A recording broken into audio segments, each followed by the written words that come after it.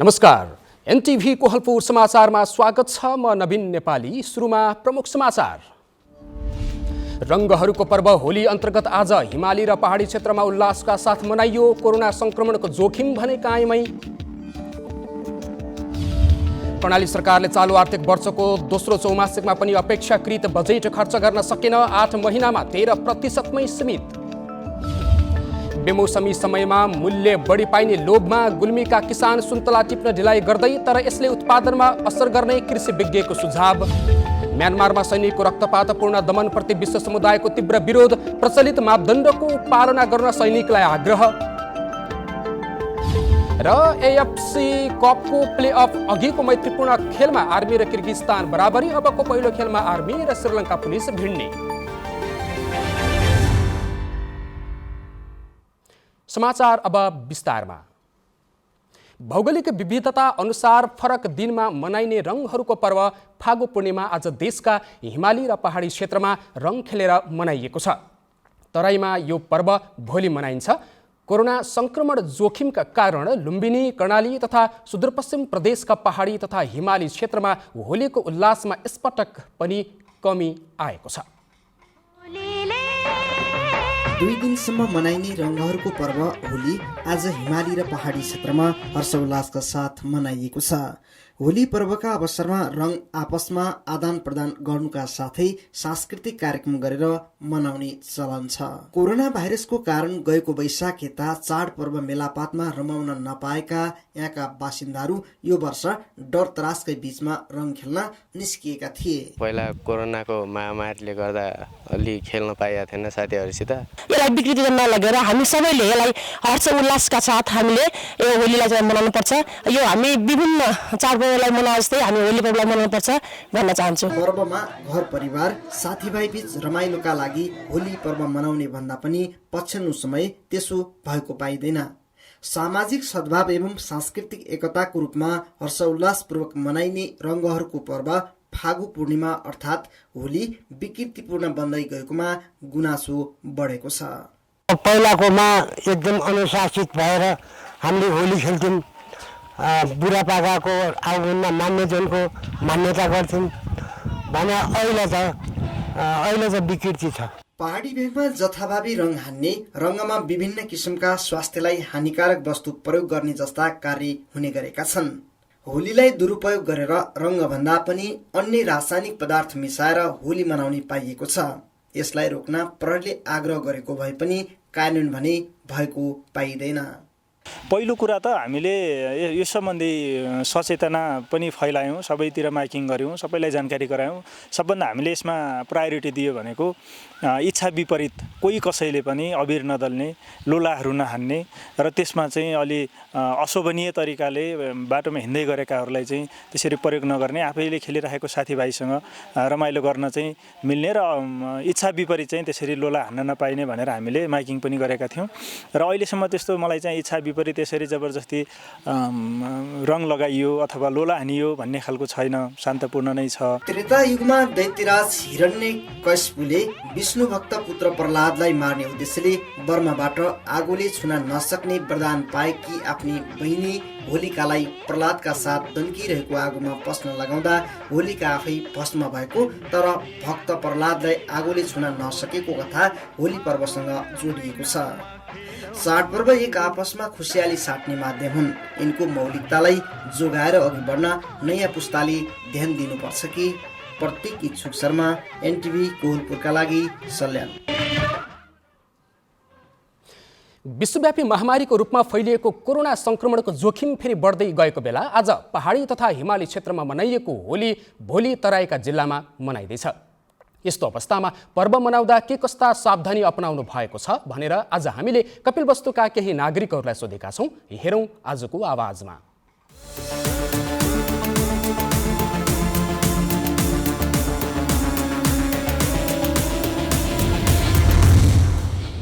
यसपालिको होली चाहिँ हामीले घरमै बसेर सुरक्षित साथ एक आपसमा माया साटासाट गरेर एकअर्कालाई होली लगाइदिएर परिवारभित्र होली मनाउने जमर्को गरेका छौँ। अन्य क्षेत्रहरूबाट पनि खुलस्त रूपमा नेपाल भित्रिने क्रममा चाहिँ कोभिड आउन सक्छ कि भन्ने त्यो पनि हामीमा त्रास भएको हुनाले चाहिँ हामीले यसपालिको होली चाहिँ घरमै सेग्रेट तरिकाले एक आपसमा माया साटासाट गरेर नै मनाउने प्रयास गरेका छौँ। अहिले कोभिडको कारणले गर्दाखेरि अहिले होली पर्व पहिला जस्तो त्यस्तो उत्साहका साथ हुने जस्तो देखिँदैन। म के भन्न चाहन्छु भन्दाखेरि हामी कपिलवस्तुवासीहरूले कम्तीमा पनि अहिले कोभिडका कारणले गर्दाखेरि झनपछि झन् जोखिमको रूपमा हाम्रो देशमा मात्र नभएर अन्तर्राष्ट्रिय स्तरमा पनि त्यो देखिएको छ। त्यस कारणले गर्दा आफ्नो घरमा बसेर मात्र होली पर्व मनाउनुहोस्, बाहिर त्यो घुलमिल नहुनुहोस् भन्ने मात्र हाम्रो चाहना हो। अहिलेको हाम्रो तराई होली विशेष गरी यो कोभिड सङ्क्रमणको तेस्रो चरण सुरु भइरहेको अवस्थामा हामीले खास गरी घरमै बसेर होलीको शुभकामना आदान प्रदानहरू गर्ने, सामाजिक सञ्जाल मार्फत विभिन्न टेलिफोनहरू मार्फत चाहिँ शुभकामना आदान प्रदान गर्ने, घरमै बस्ने र परिवारसँग मात्रै होली मनाउने र सामाजिक दूरीहरू कायम गर्ने, सकभर होलीको भिडभाडमा नजाने र हामी सबैले बाहिर निस्किनु पर्दा मास्क लगाएर मात्र बाहिर निस्किने, हुलहुज्जतहरू नगर्ने गरी अहिलेको विषम परिस्थितिमा हामी एकदमै सावधानीपूर्वक सुरक्षित तरिकाले स्वास्थ्यका सावधानीहरू, स्वास्थ्यका मापदण्डहरू अपनाउँदै यसपटक होली मनाउनु पर्ने अवस्था छ। यसपालिको यो कोभिड-19 ले गर्दाखेरि परिवारमा बसेर हामी चाहिँ होली मनाउँछौँ। तर यो होली भनेको एकदमै एउटा सामाजिक सद्भावले चाहिँ भाइचारा, इष्टमित्र सबै जुटेर मनाउने हो। तर यसपालिको यो चाहिँ कोभिडले गर्दाखेरि हामी चाहिँ पारिवारिक रूपमै चाहिँ यो चाहिँ यस वर्षको होली मनाउने गरेका छौँ। हाम्रो देशमा विश्वमा शान्ति आओस्, यो कोरोनाबाट हामी बचौँ भनेर पर्व त सधैँ नै मनाइनेछ। जिउ रह्यो भने पर्व मनाइन्छ।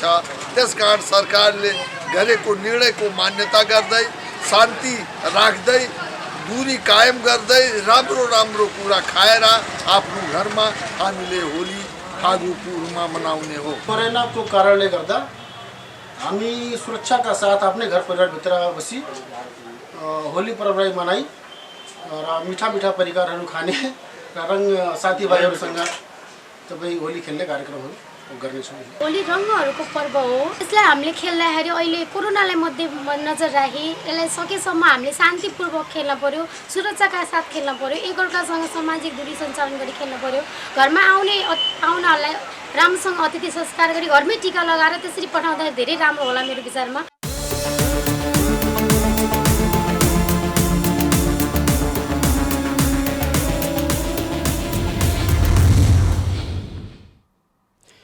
मुगुसहित कर्णालीका विभिन्न जिल्लामा बिहानैदेखि तुवालोले ढाकेपछि पर्यटकलाई समस्या भएको छ। प्राकृतिक सुन्दरताले भरिपूर्ण राराताल क्षेत्रमा तुवालोले ढाकेपछि पर्यटकले राराको सुन्दरता अवलोकन गर्न पाएका छैनन्।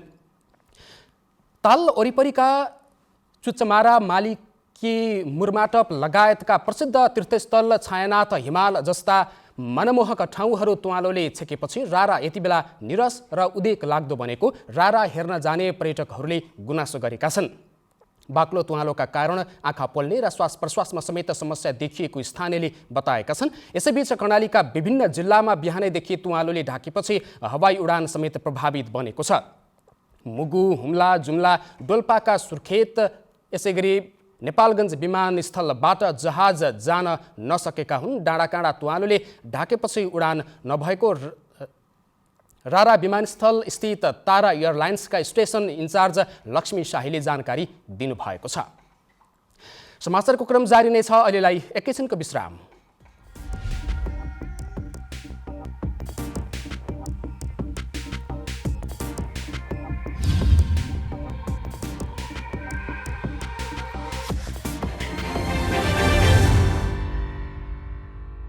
लगानी सम्मेलन 2078 सम्बन्धी सूचना।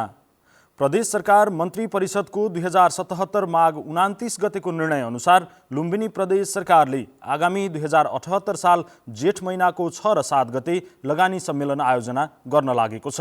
उक्त सम्मेलनमा निजी क्षेत्रबाट लगानीयोग्य आयोजना प्रस्तुत गर्ने कार्यक्रम रहेकाले सहभागी हुन इच्छुक महानुभावहरूलाई आर्थिक मामिला तथा योजना मन्त्रालय बुटोलमा रहेको सचिवालयमा सम्पर्क गर्न हुन अनुरोध गरिएको छ। प्रचार प्रसार समिति लगानी सम्मेलन 2078 लुम्बिनी प्रदेश। विश्रामपछि समाचारमा पुनः स्वागत छ। अब बाँकी समाचार। नेपालमा पछिल्लो 24 घण्टामा 89 जनामा कोरोना भाइरसको संक्रमण पुष्टि भएको छ। 2101 जनाको PCR परीक्षण गर्दा 89 जनामा कोरोना संक्रमण पुष्टि भएको स्वास्थ्य तथा जनसङ्ख्या मन्त्रालयले जनाएको छ। यससहित नेपालमा कुल कोरोना संक्रमितको संख्या 2,76,839 पुगेको मन्त्रालयले जनाएको छ। यस्तै थप 95 जना निको भएसँगै संक्रमण मुक्त हुनेको संख्या 2,72,530 पुगेको छ। नेपालमा अहिले 1,282 जना सक्रिय संक्रमित रहेका छन्। पछिल्लो 24 घण्टामा कोरोना संक्रमणका कारण कसैको पनि ज्यान गएको छैन। नेपालमा कोरोना संक्रमणका कारण अहिलेसम्म 3,027 जनाको मृत्यु भइसकेको छ।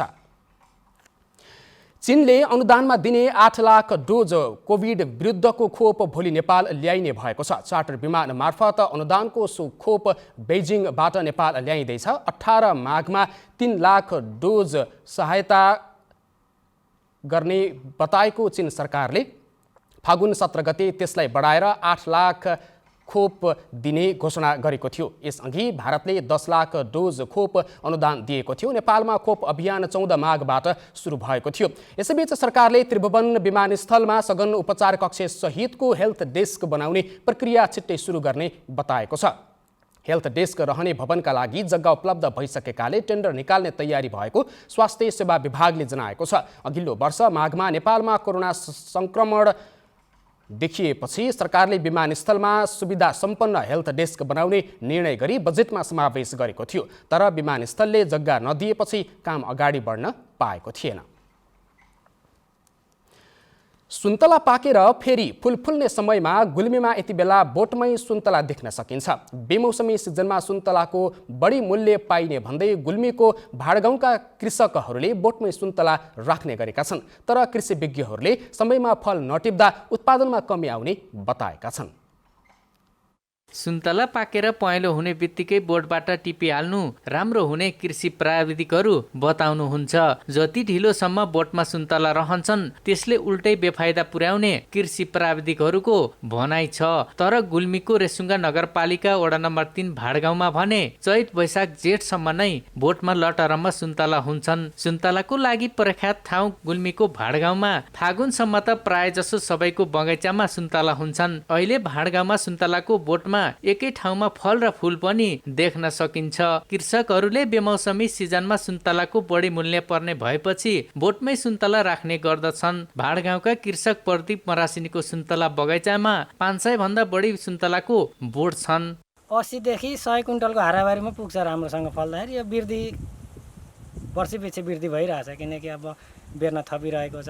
कोही भर्खर फल्ने पनि अब फल्नु बढी फल्दै गइरहेको। उहाँले परम्परागत रूपमा बाउ बाजेको पालादेखि नै ढिलोसम्म सुन्तला राख्ने भएकाले नै आफूले पनि राखेको बताउनु भयो। त्यसबाट सुन्तला उत्पादनमा कुनै कमी भएको महसुस नगरेको कृषक मरासिनीको भनाइ छ। उहाँको सुन्तला स्थानीय स्तरको बगैँचाबाटै बिक्री हुने गरेको छ।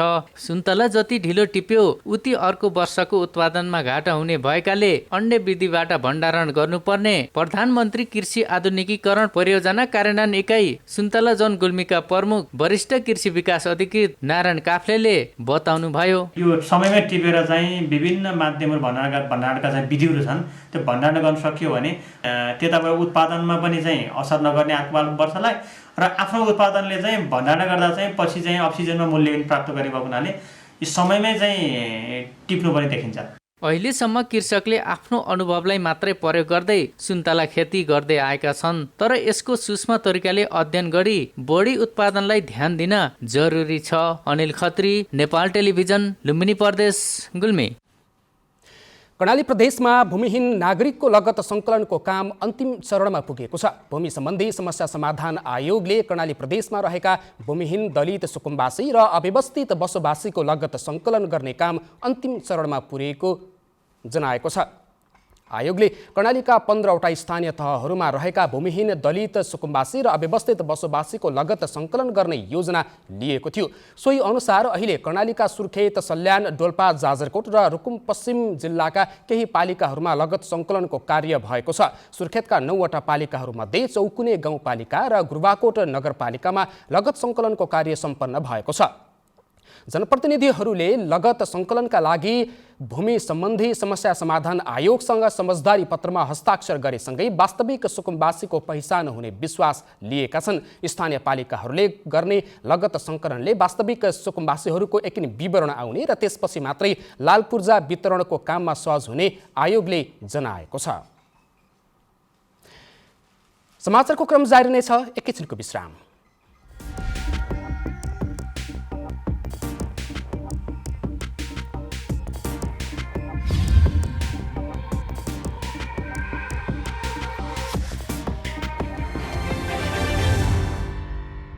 तपाईँ एनटिभी कोहलपुर हेर्दै हुनुहुन्छ। अब बाँकी समाचार।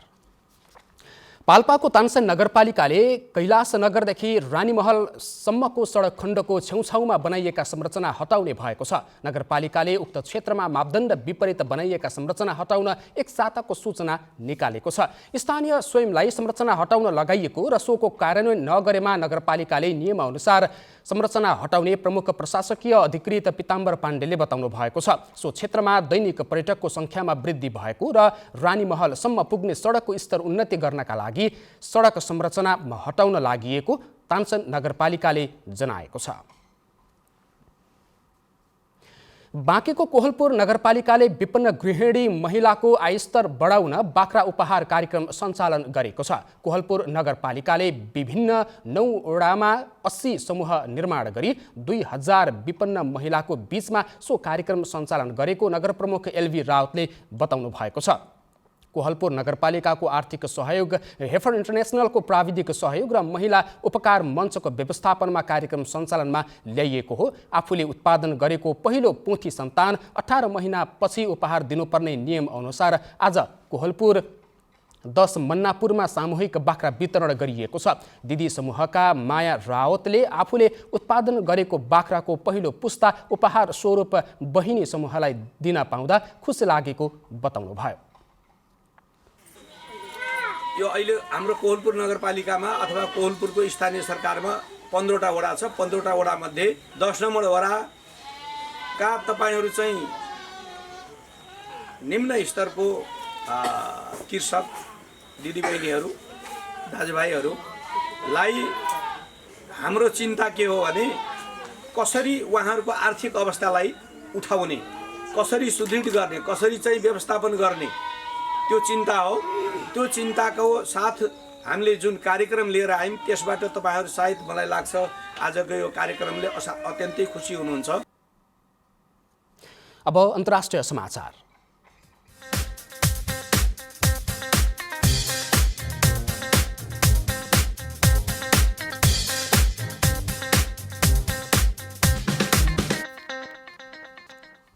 अमेरिका, बेलायत, जापान, अस्ट्रेलिया लगायतका 1 दर्जन देशले संयुक्त रूपमा विज्ञप्ति निकालेर म्यानमारमा भएको हिंसाको विरोध गरेका छन्। दुर्लभ मानिने संयुक्त विज्ञप्तिमा उनीहरूले व्यावसायिक सेनाले अन्तर्राष्ट्रिय मापदण्डको पालनाका साथै आफ्ना नागरिकहरूको सुरक्षा गर्नुपर्ने बताएका छन्। गएको फेब्रुअरी 1 अर्थात् माघ 19 गते सेनाले सत्ता हातमा लिएपछि म्यानमारमा सुरु भएको प्रदर्शनमा सेनाले चलाएको गोली लागेर हिजो एकै दिन 114 जनाको ज्यान गएको थियो। कैयौं व्यक्ति घाइते भएका छन्। हिजो भएको रक्तपातपूर्ण घटनापछि म्यानमारका विभिन्न शहरमा नागरिक आज फेरि सडकमा उत्रिएर नाराबाजी गरे। सेनाको गोली हान्ने चेतावनीका बीच नागरिकहरू प्रदर्शनमा उत्रिएका हुन्। अब आर्थिक समाचार।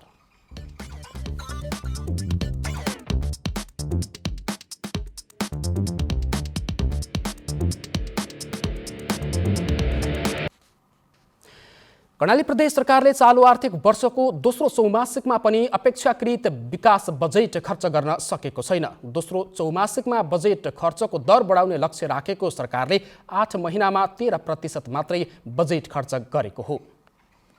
कर्णाली सरकारले आर्थिक वर्ष 2077-78 का लागि 13 अर्ब 74 करोड 13,53,000 बजेट विनियोजन गरेको थियो, तर हालसम्म 13.41% अर्थात् 4 अर्ब 52 करोड 44,97,000 मात्रै बजेट खर्च गरेको छ। 4 अरब 52 करोड 44,97,444 खर्च भएको छ। यो भनेको हाम्रो यो 77-78 को बजेटको 13.41% खर्च भएको छ। सरकारले ल्याएको बजेट मध्ये मुख्यमन्त्री तथा मन्त्री परिषदको कार्यालयमा धेरै छ। विकासै मन्त्रालयको बजेट समेत मुख्यमन्त्री मातहतमा ल्याइएको छ, तर कार्यालयले भने 1% पनि विकास बजेट खर्च गर्न सकेको छैन।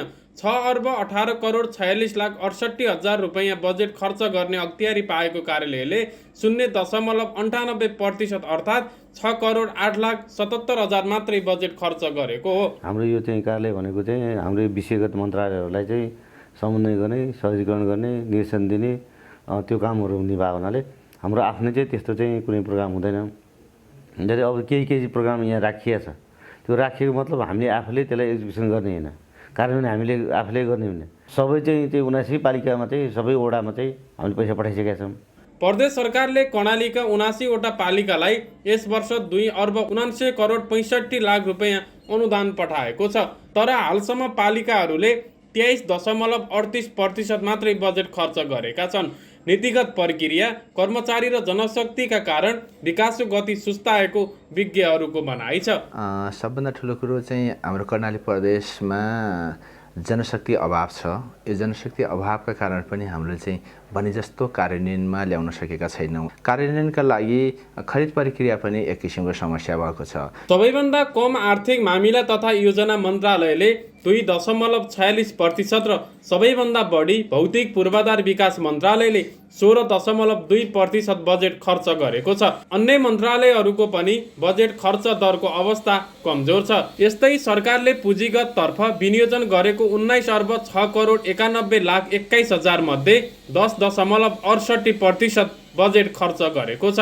सुशील खड्का, नेपाल टेलिभिजन, कर्णाली प्रदेश, सुर्खेत। अब खेलकुद समाचार।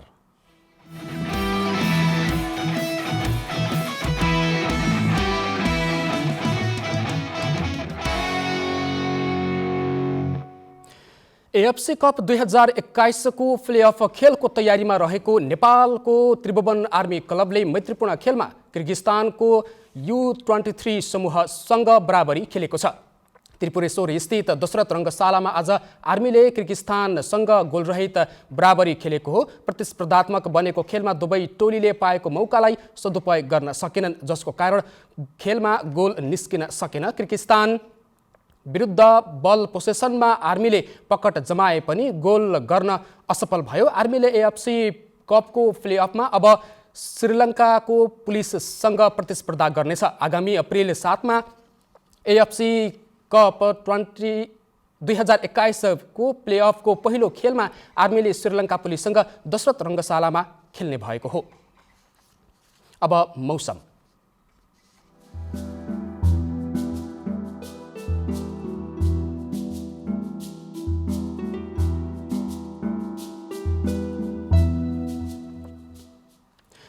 आज देशका पहाडी भूभागमा आंशिक बदली रही बाँकी भूभागमा मौसम सामान्यतया सफा रह्यो भने साँझपख देशका पहाडी भूभागका 1-2 स्थानमा मेघगर्जन र चट्याङ सहित हल्का वर्षा भएको छ। आज राति देशका पहाडी भूभागमा आंशिक बदली रही बाँकी भूभागमा मौसम सामान्यतया सफा रहने मौसम पूर्वानुमान महाशाखाले जनाएको छ। अब मौसम सम्बन्धी थप विवरण।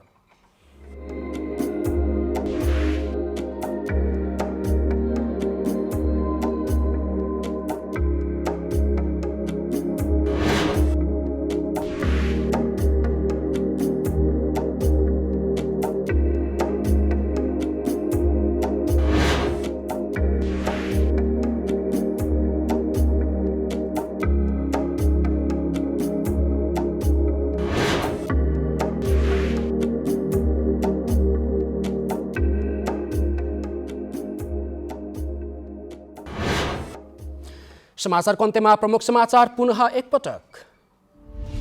रङहरूको पर्व होली अन्तर्गत आज हिमाली र पहाडी क्षेत्रमा उल्लासका साथ मनाइयो। कोरोना संक्रमणको जोखिम भने कायमै। कर्णाली सरकारले चालु आर्थिक वर्षको दोस्रो चौमासिकमा पनि अपेक्षाकृत बजेट खर्च गर्न सकेन। 8 महिनामा 13% सीमित। बेमौसमी समयमा मूल्य बढी पाइने लोभमा गुल्मीका किसान सुन्तला टिप्न ढिलाइ गर्दै, तर यसले उत्पादनमा गम्भीर असर गर्ने कृषि विज्ञको सुझाव। म्यानमारमा सैनिकको रक्तपातपूर्ण दमनप्रति विश्व समुदायको तीव्र विरोध। प्रचलित मापदण्डको पालना गर्न सेनालाई आग्रह। र एएफसी कपको प्लेअफ अघिको मैत्रीपूर्ण खेलमा आर्मी र किर्गिस्तान बराबरी। अबको पहिलो खेलमा आर्मी र श्रीलङ्का पुलिस भिड्ने।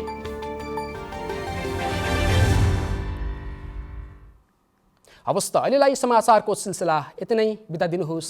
नमस्कार।